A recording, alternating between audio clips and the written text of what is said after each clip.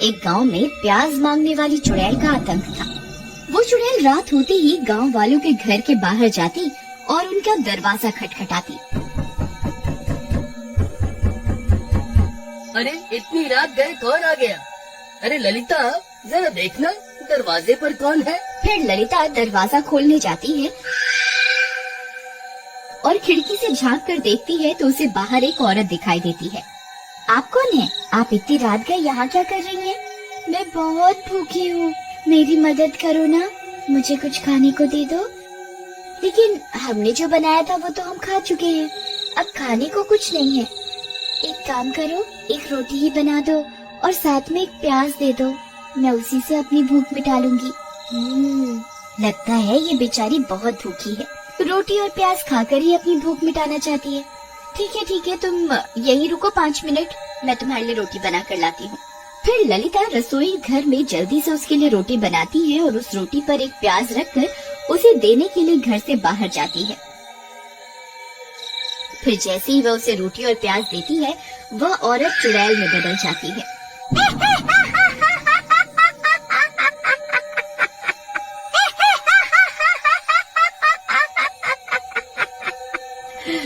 ये रोटी और प्याज तो सिर्फ बहाना था, मुझे तो तुझे इस घर से बाहर निकालना था।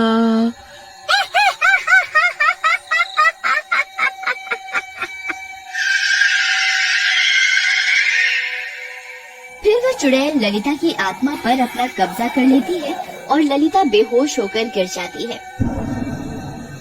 फिर इसी तरह वो चुड़ैल रोज रात होते ही गांव में आती और किसी न किसी का दरवाजा खटखटाकर उससे रोटी और प्याज मांगती। फिर जैसे ही कोई उसे रोटी और प्याज देने के लिए दरवाजा खोलता, वह उसकी आत्मा को उसके शरीर से खींच लेती और वहाँ से भाग जाती। फिर गांव की बहुत सी औरतें अपनी सुध बुध खो बैठी थी, वो अब जिंदा लाश में बदल चुकी थी। रात होते ही वह चुड़ैल जंगल में बैठे बैठे उन औरतों को अपने वश में करने लगी थी।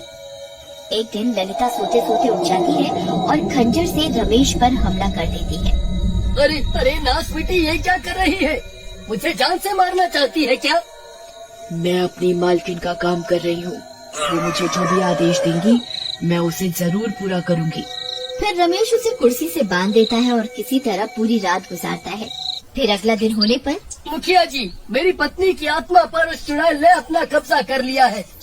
अब वो उस चुड़ैल के इशारों पर काम कर रही है। कल रात उसने मेरे ऊपर खंजर से हमला कर दिया, वो तो मैं किसी तरह बच गया। अब हमें उस चुड़ैल का कुछ ना कुछ तो करना ही होगा। तुम सही कहते हो, आज आने दो उस चुड़ैल को, उसे मजा चखा करके ही रहेंगे।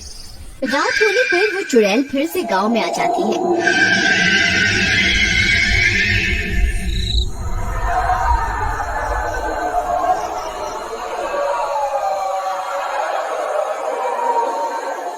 और एक गांव वाले का दरवाजा खटखटाने लगती है। मैं बहुत भूखी हूँ, कृपा करके मुझे कुछ खाने को दे दो। शिवा पहचान जाता है कि वो औरत चुड़ैल है। वह पहले से ही औरत का भेष बदल कर बैठा होता है। फिर शिवा उसके लिए रोटी और एक प्याज लेकर बाहर जाता है।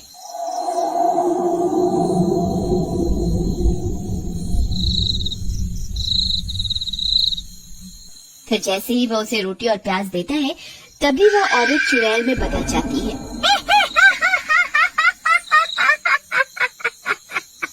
मुझे रोटी और प्याज नहीं, तेरी जरूरत है।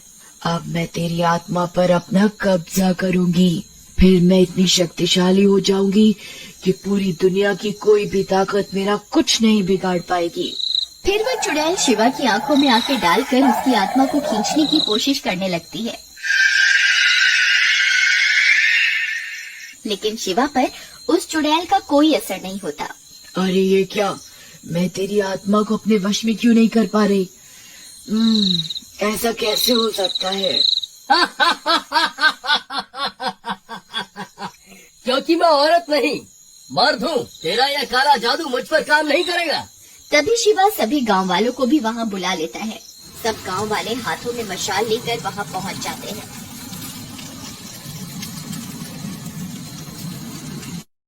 तुम मूर्ख गांव वालों को क्या लगता है तुम मेरा कुछ बिगाड़ पाओगे?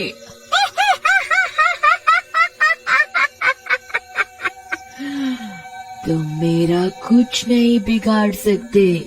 फिर वह चुड़ैल अपनी शक्तियों से ललिता को वहाँ बुला लेती है। ललिता की आत्मा चुड़ैल के कब्जे में होने की वजह से उस चुड़ैल के वश में होती है। ए गांव वालों, खबरदार, किसी ने मेरी मालकिन को हाथ लगाने की कोशिश भी की तो मैं उसका सिर उसके धड़ से अलग कर दूंगी। अरे रमेश भाई, अपनी पत्नी को कुछ समझाओ, वह ये सब ठीक नहीं कर रही है। ये चुड़ैल बहुत मुश्किलों से हमारे हाथ आई है, आज हम इसे यहाँ से बच के जाने नहीं दे सकते हैं। अरे प्रीतम, ये सब तुम क्या कर रही हो? अरे चल हट यहाँ से, मैं कोई तेरी प्रियतम नहीं हूँ।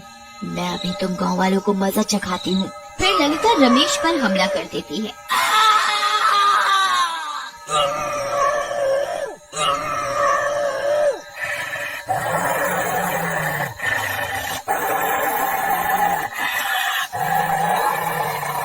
अरे मर गया रे!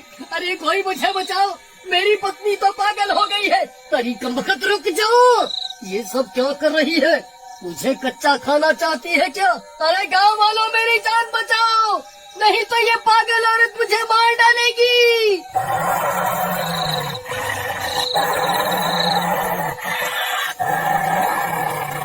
अरे मर गया रे! बचाओ बचाओ बचाओ!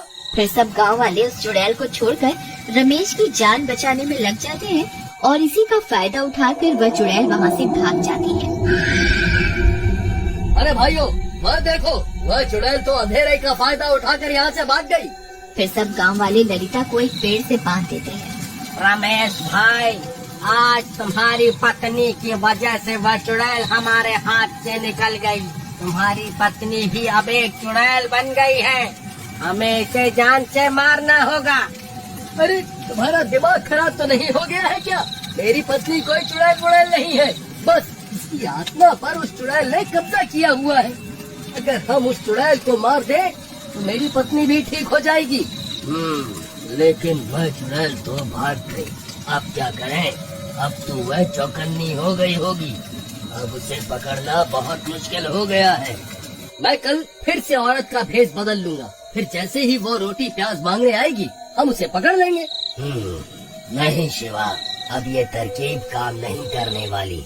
उस चुड़ैल को तुम्हारी असलियत के बारे में पता चल चुका है, हमें कोई और रास्ता निकालना होगा। जी, मैं आप सबकी मदद कर सकती हूँ।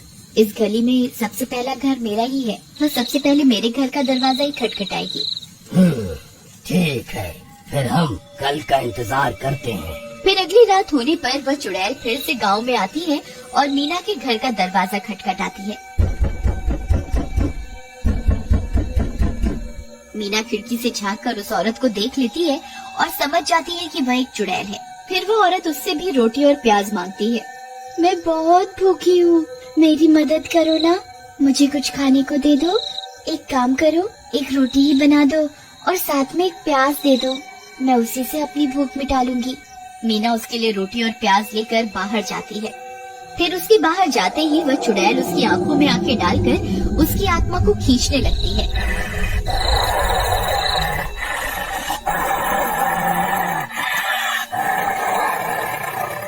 तभी शिवा एक आईना लेकर वहाँ पहुँच जाता है और उस आईने को मीना के मुंह के आगे कर देता है।